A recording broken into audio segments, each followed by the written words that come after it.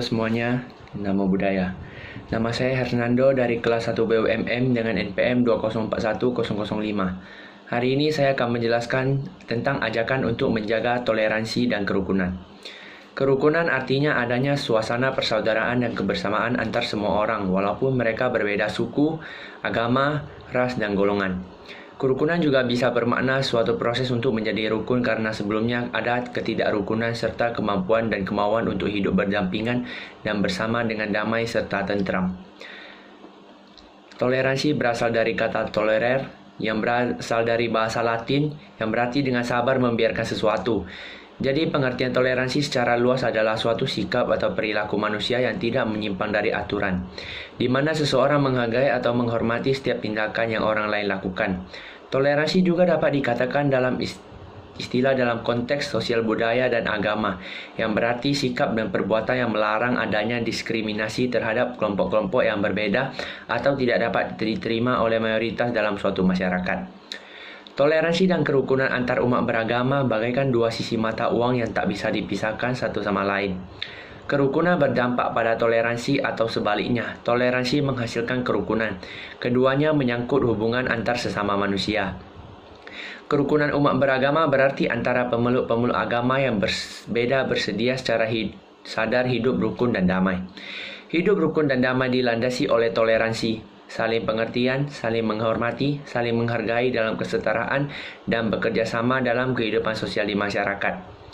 Hidup rukun artinya hidup bersama dalam masyarakat secara damai, saling menghormati, dan saling bergotong royong.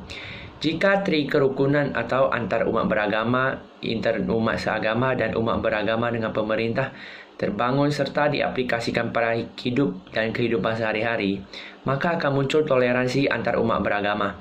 Atau jika toleransi antar umat beragama dapat terjalin dengan baik dan benar, maka akan menghasilkan masyarakat yang rukun satu sama lain. Kerukunan dibagi menjadi 4 macam. Yang pertama yaitu kerukunan dalam rumah tangga. Indonesia terdiri dari beraneka ragam suku, ras, budaya, dan agama. Kadang keberagaman ini memicu timbulnya konflik. Untuk itulah diperlukan sikap toleransi, kesabaran, dan kerendahan hati dalam hidup bermasyarakat. Kerukunan hendaknya dimulai dari lingkup terkecil yaitu keluarga. Jika sikap saling toleransi dijunjung tinggi dalam sebuah keluarga, tentunya akan berimbas dalam kehidupan bermasyarakat. Ada beberapa cara menjaga kerukunan dalam rumah tangga, yaitu kita harus saling memahami satu sama lain, saling percaya satu sama lain, saling menghargai, menjaga perasaan satu sama lain, dan selalu bersyukur apa adanya. Dan yang kedua yaitu kerukunan dalam beragama. Demikian halnya dalam menciptakan kerukunan beragama. Masyarakat Indonesia memeluk agama yang berbeda. Sudah barang tentu diperlukan toleransi sesama umat beragama demi meminimalisir pertikaian.